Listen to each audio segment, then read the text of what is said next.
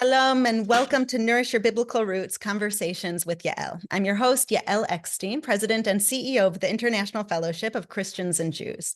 On my weekly podcast, I invite thought leaders, authors, pastors, and other religious leaders, politicians, and influencers to share their views on Jewish-Christian relations, Israel, and other issues that are of key importance to people of faith today. And today, I am so pleased to welcome to my podcast, Eylon Levy, official spokesperson for the Israeli government. He was born and raised and educated in England.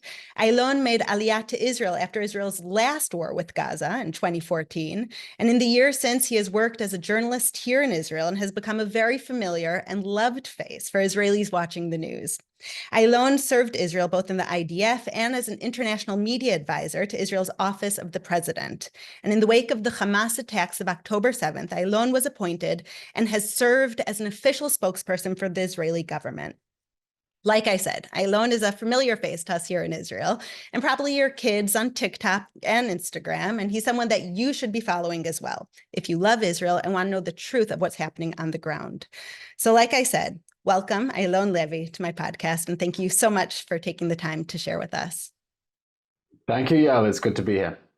So first of all, I know you're very busy doing incredible Israel advocacy. I see you day, night, morning, afternoon, all hours, and that's been especially in the day since the attacks of October 7th. And your job is to make complex topics actually understandable, which you do an outstanding job at. So let's start off by you telling me a little bit about your work as government spokesperson during these very trying times for Israel and her people. It has been the longest and weirdest 4 months of my life. I think it's been the longest 4 months of anyone's lives here in Israel as we deal with the aftermath of the October 7 massacre, the fact that we still have 136 hostages trapped in the Gaza Strip, trying to get them out, trying to defeat Hamas and bring it to justice.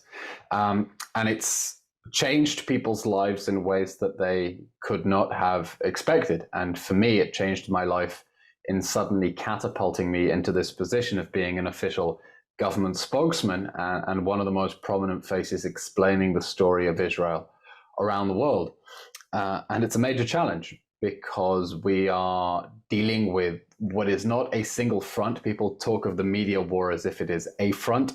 There are, in fact, multiple fronts. So I have the press conferences that I deliver a few times a week and have to answer questions from journalists off the cuff and not put my foot in my mouth because that could cause a diplomatic incident. I have interviews as well, which have died down now with less international attention towards the war, but still doing those interviews. But then also constantly trying to push the line between what it means to be a government spokesman. And we're really pushing boundaries here between government spokesman and content creator. And so one of the things that I've put a lot of thought and investment in is creating content, especially for social media, especially for Instagram, especially for TikTok, in which I will ride the latest TikTok trends or record the cover of a song. Or on Friday, I recorded a video showing how I make my grandma's hummus, which has become my most viral video just over the weekend, to try to get our message out to audiences that aren't getting it from the traditional media in new and innovative and humorous ways. That's incredible, and it leaves me with so many questions. The two that stand out most is, Good thing I'm on your podcast then, and you get to ask the questions. Yeah. Do you think that it's a good thing or a bad thing that a lot of international media attention has kind of shied away from Israel compared to the direct aftermath of October 7th? And my second question is, how do you think Kumus has to do with telling our story? It's a mixed bag.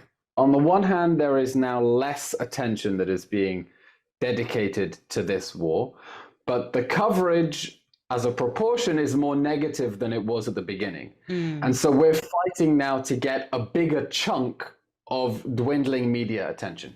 It's because the challenge is not that the media have stopped covering this conflict. They have not. They are still covering it intensively. They're just not covering it that intensely that they're going to dip into a press conference from an Israeli government spokesman and take it live. They're not covering it that intensely that they want an Israeli government spokesman on every day, 2 or 3 times a day, to help them understand the issues. So they're relying on their correspondents, on their sources inside Gaza, to produce stories without necessarily wanting to bring me on as a talking head. So there are advantages and disadvantages. On the one hand, I think it's very healthy that the world is pivoting to realizing that there are other stories in the world. This is not the biggest crisis in the world. There are other things that are happening on planet Earth. I think it's very healthy to understand our story in its proper context and correct proportion. On the other hand, it does make it more challenging to get our message across when there is less willingness to simply allocate us screen time. So less of an opportunity to get our message across. So it's a mixed bag. As for the question about hummus, I think that in the podcast notes, you should send a link to my Instagram page. People should go watch it themselves. You got it. You got it. Because hummus, I mean, one of the main things that I kind of made a pledge of when I made Aliyah in 2005 was that I will always show the social human side of Israel, because I made Aliyah for that, not because, or even despite the government policies or officials, no matter who the government is. I made Aliyah because I love the people. I love the land. I love the food. And so I personally think that hummus is the best advocacy, especially your grandmother's hummus. You know, how could anyone talk bad about that? But by the way, just on that, I think that in the war, there's a tendency sometimes to think, oh, okay, there are Israeli soldiers down south. These must all be action men who were born to be soldiers, and they live and breathe being soldiers. And it's not true, because the overwhelming majority of them are either conscripts or reservists. And on October 7th, these were friends and neighbors who had ordinary jobs and ordinary lives, and girlfriends and boyfriends and jobs in high tech or waitering. And they were planning their next trip abroad. And then suddenly October 7th happened, and they were told, okay, you need to be in a tank now and go into Gaza and kill terrorists and be a hero. And it's really humbling to think that soon they're going to be coming home, hopefully, and we're just going to be surrounded by all these people who have the most incredible stories of heroism, who look totally normal but really kick ass. And Israel really is about what it means to take ordinary people and thrust them in the most extraordinary circumstances. And you see what it brings out of them. You see what it brings out of them. You see what it brings out of all the single mothers who've been left behind to look after 3 kids while juggling a job while their husbands are in reserves. And you see what a nation of everyday heroes this is. But everyday heroes. I think that is one of the most important points that is lost, even on Israel's friends. My son is in high school, and his beloved principal, who leads this agricultural school, who's dedicated to working in the fields and growing the vegetables and teaching the next generation how they can do this. Well, he's also a reserve soldier in the paratroop unit. And so from the beginning of the school year, my son hasn't had a principal because he's been in the tanks and fighting to defend the homeland. He was injured a few weeks ago, and now they go and visit their beloved principal, who also turned. Excuse me? How is he doing now? Is it a serious injury? He's doing okay. He's recovering actually at their school, where they go and take care of him and visit him with his kids sitting all around. But that concept of our neighbors are the heroes, our kids' principals are the heroes. My daughter is going to the Army in a few months. She's been volunteering on an ambulance, and she is more determined than ever to go and be a combat medic, because what she says is, we don't want to fight, but we need this land. We need to defend our people now more than ever. And so the point that you made. That's really interesting that you say that about Israel's youth. I saw a particularly shocking poll from Britain just a week ago that asked young people aged 18 to 40, if there were a world war tomorrow and Britain were at risk of an imminent invasion, would you join the military? And 30% said that they would both refuse a draft, they would not volunteer, and would also refuse to serve, which is extraordinary. That people say they wouldn't fight for their homes, for their lives, for their families. And in Israel, for the TikTok generation, it was just so obvious on October 7th that you've got to do what you've got to do. And concepts like fighting for your home, literally for your home, fighting for your life, literally fighting for your life.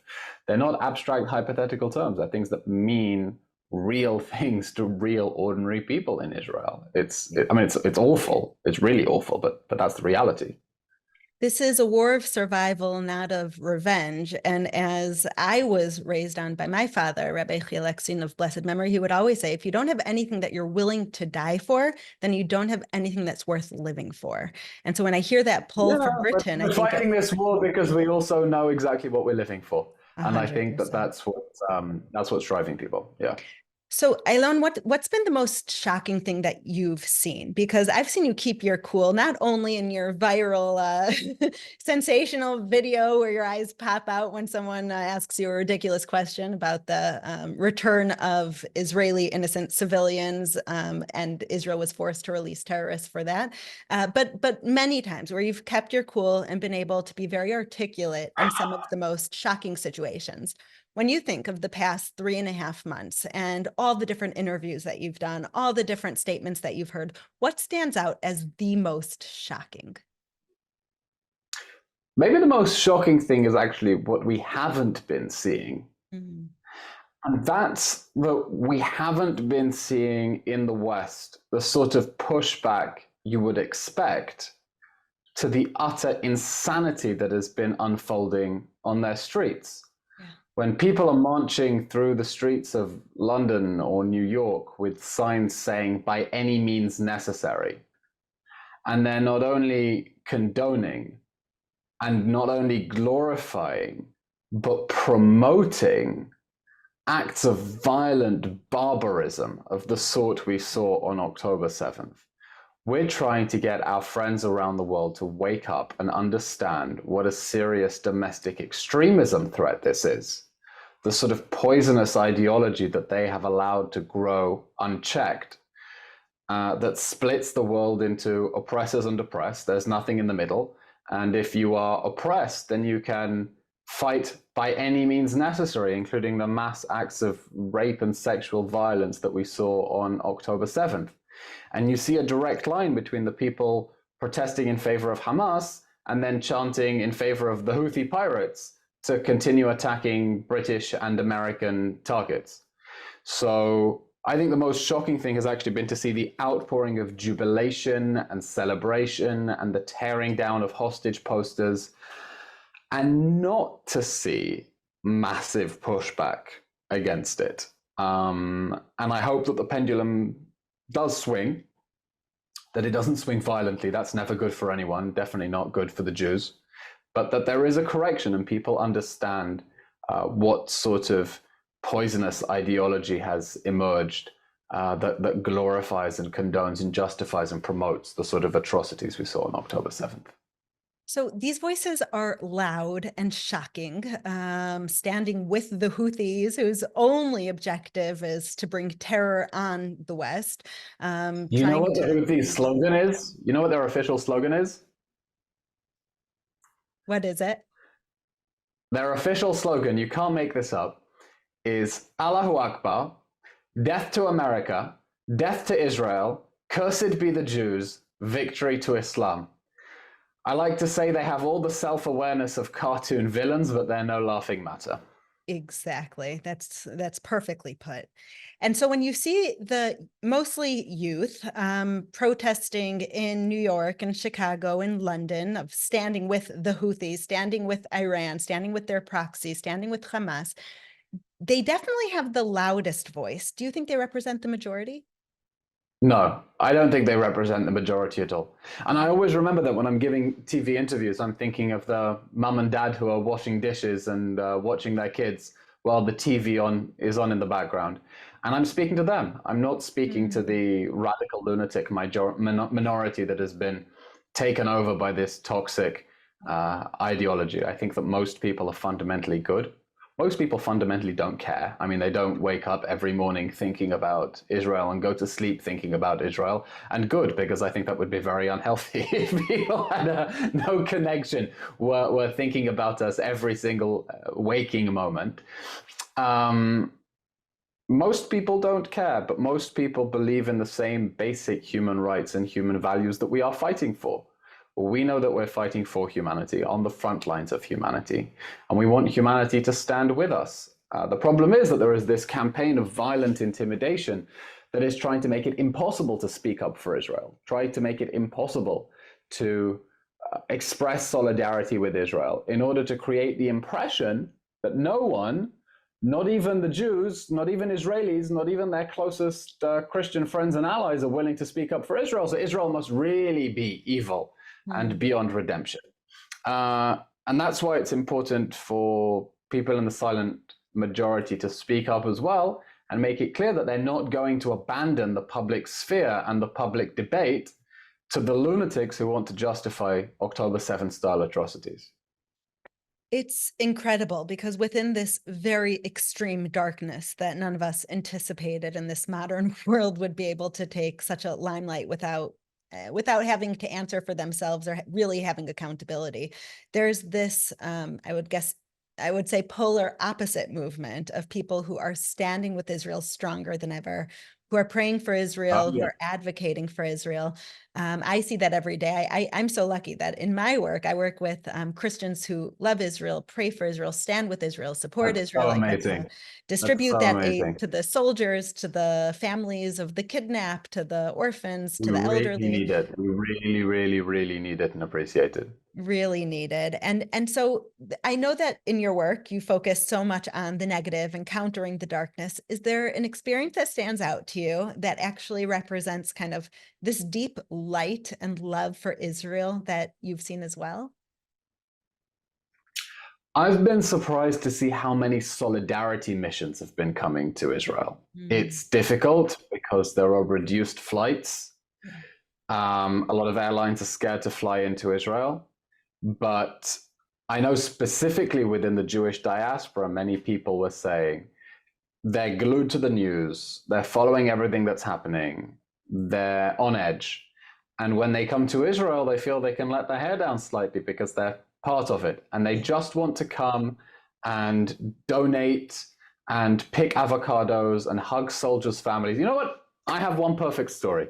Okay. I was on the train 2 weeks ago from Jerusalem to Tel Aviv, and a woman came up to me, introduced herself, and said she was from New Jersey, and that she recognized me from TV, so she wanted to say thank you for all your work.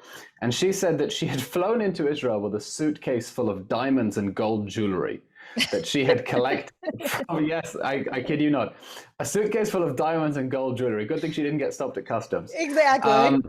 That she'd collected from friends in New Jersey and had been handing out to reservist wives and the women from displaced families in hotels around the country. And I was very moved, and I told her that that was amazing, that people around the world were just giving everything they could, including their jewelry.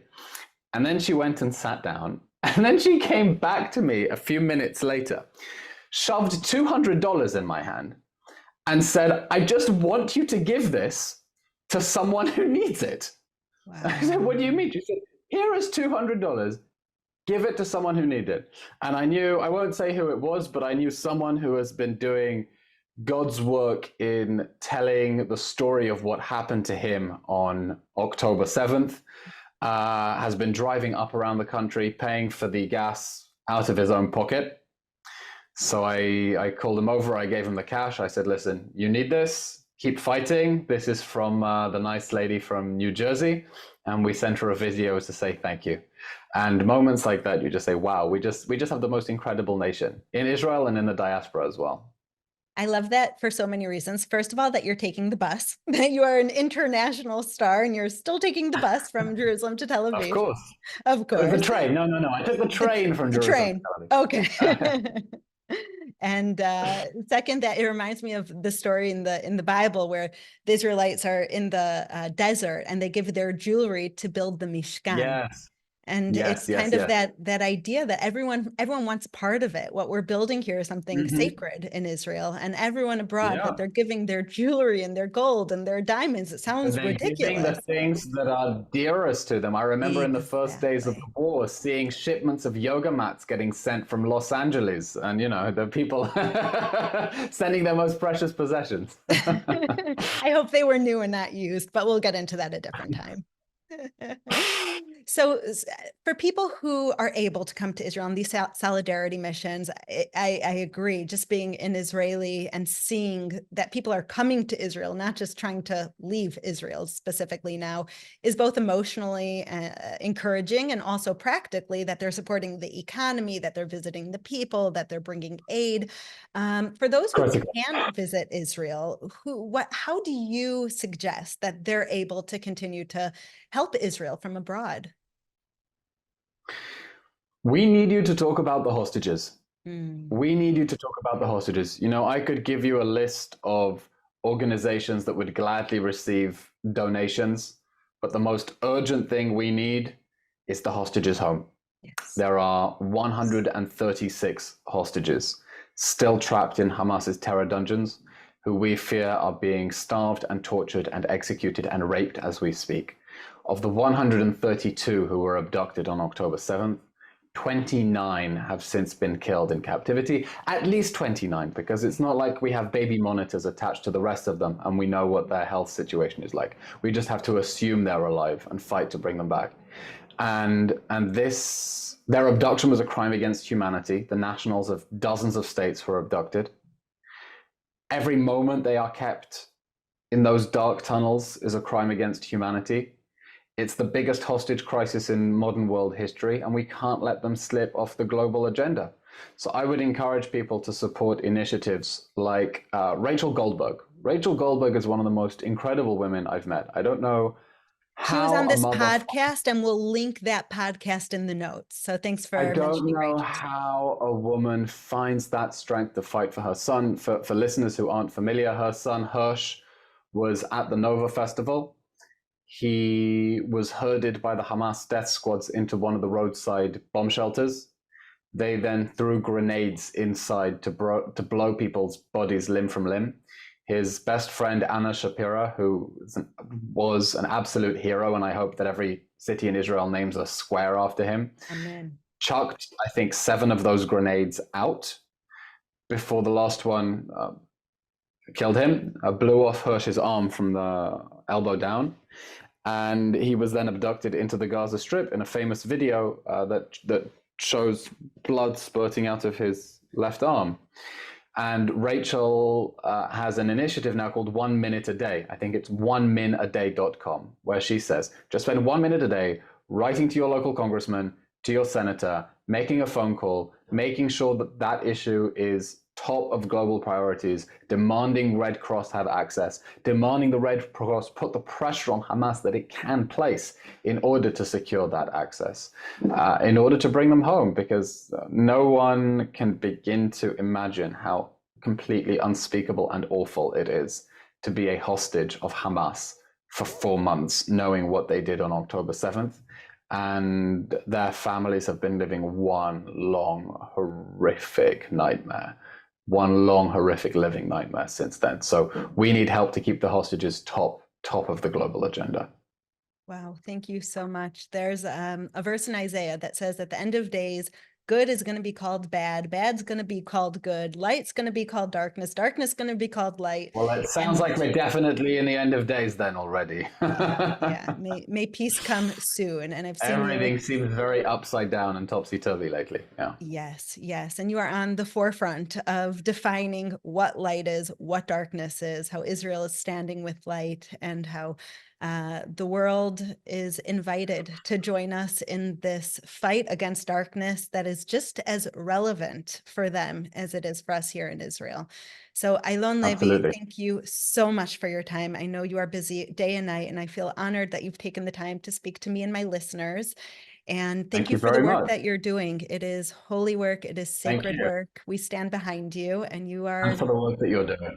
thank you so much. You're a shining example of how just anyone can take the darkness into their own hands, shine light on it, and do whatever they can to make this world brighter. You are a shining star, and we appreciate you so much.